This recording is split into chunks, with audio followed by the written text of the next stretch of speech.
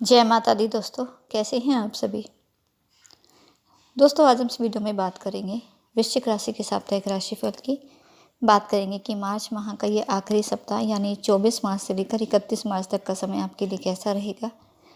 इस सप्ताह में कौन से दिन आपके लिए लाभकारी हैं, कहाँ आपको सावधानी बरतनी है और समय की अनुकूलता के लिए क्या उपाय आपको करने हैं, संपूर्ण चर्चा रहेगी।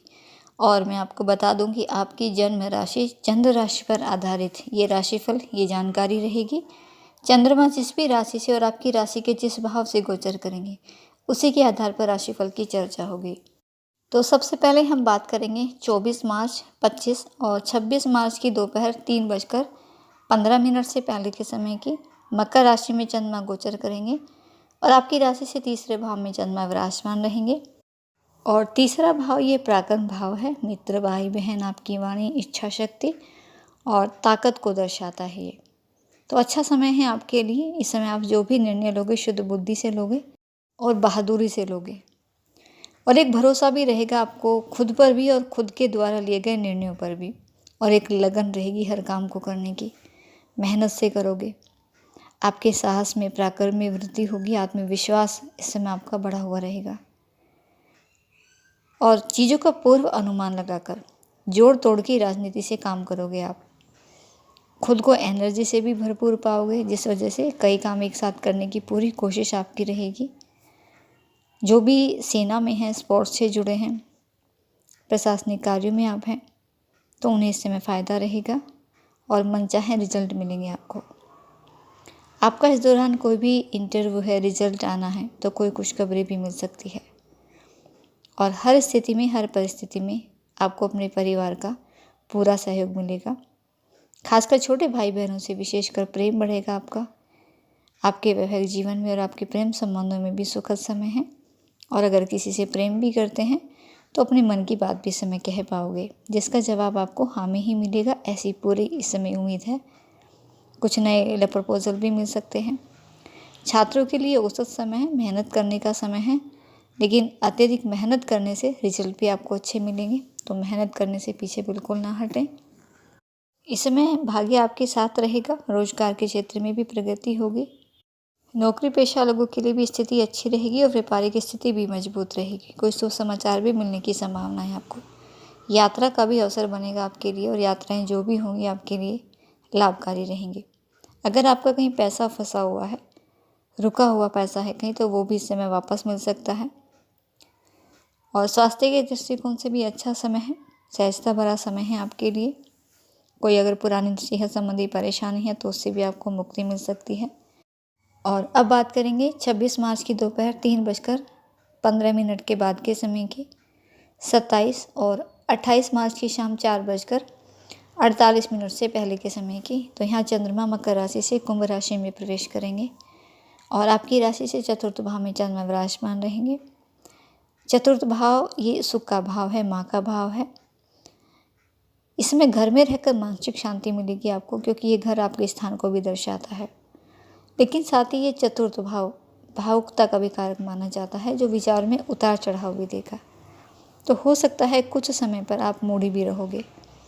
कुछ मिले जुले परिणाम रहेंगे, ये कह सकते हैं आपके लिए, क्योंकि कुछ मानसिक चिंताएं बनी रह सकती हैं और इनकी वजह से आपके वर्क प्लेस पर या आपके परिवार में किसी के साथ आपका छोटी छोटी बातों से विवाद उत्पन्न हो सकता है, जिसका असर आपके काम पर भी पड़ेगा और इसी वजह से आपका ध्यान आपके काम पर कम लगेगा।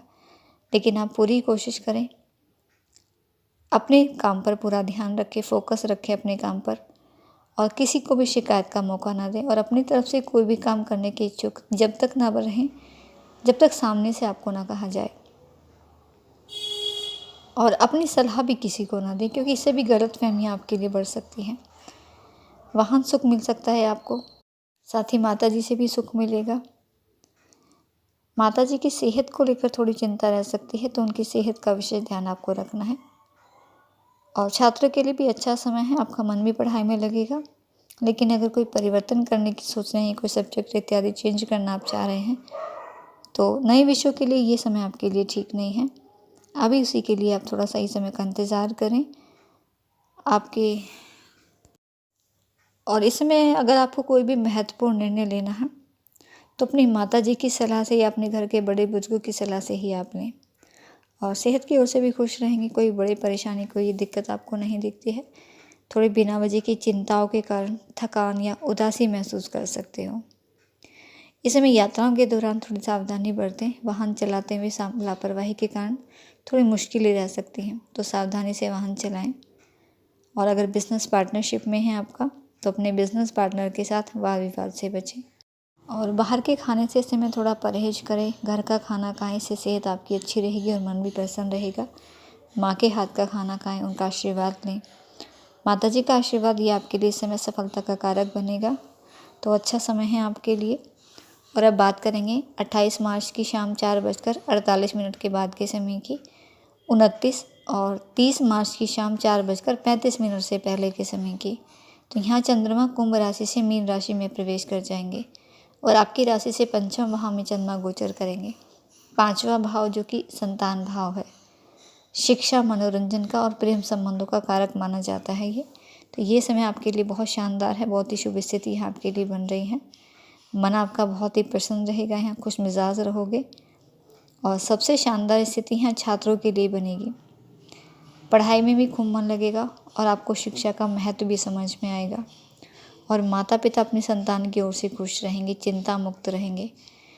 अपने संतान की शिक्षा को लेकर, अपने उनके स्वास्थ्य को लेकर अगर कोई भी चिंता थी तो वो यहाँ इस समय दूर होगी। और संतान की ओर से माता पिता का समाज में भी खूब मान सम्मान बढ़ेगा। कोई भी रिजल्ट आना है, एक इंटरव्यू है, जॉब के लिए अप्लाई करते हैं, तो भाग्य इस समय आपका साथ देगा। और बौद्धिक क्षमता भी आपकी इस समय मजबूत रहेगी, अच्छे निर्णय भी ले पाओगे।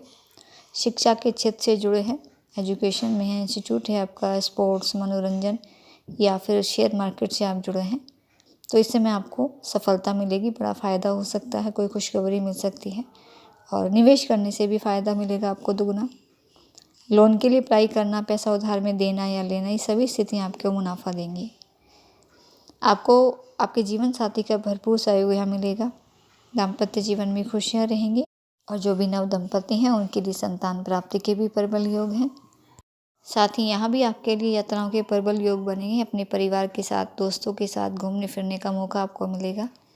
अगर ऐसे व्यापार से आप जुड़े हैं जहाँ अचानक से पैसों का लेन देन होता है, तो उसमें अच्छा मुनाफा रहेगा। और घर में भी कुछ लग्जरी आइटम बढ़ेंगे, अपनी सुख सुविधाओं पर भी पैसा खर्च करोगे और एक निखार भी रहेगा इस समय आपकी पर्सनैलिटी में, आपके व्यक्तित्व में।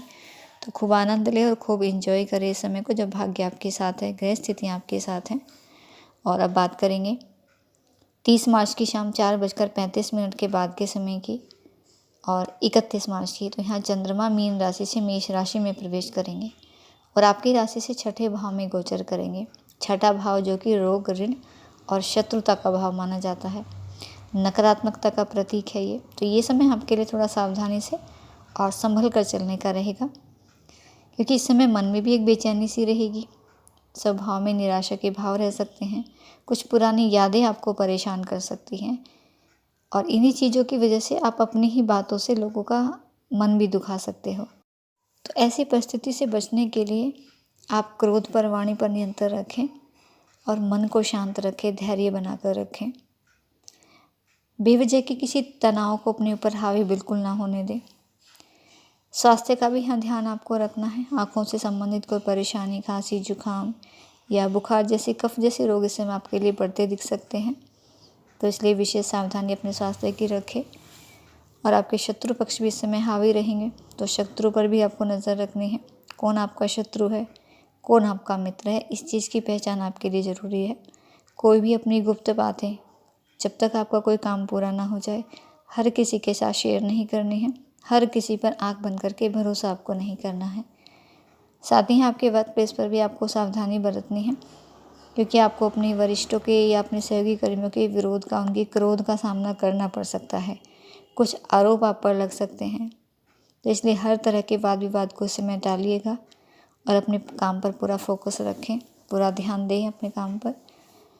कर्ज पर पैसा लेना या देना, लोन के लिए अप्लाई करना, ये सभी चीज़ें इस समय ठीक नहीं है। स्थिति आपके लिए इन चीज़ों के लिए ठीक नहीं रहेगी, क्योंकि कर्ज लेंगे तो समय से चुका नहीं पाएंगे।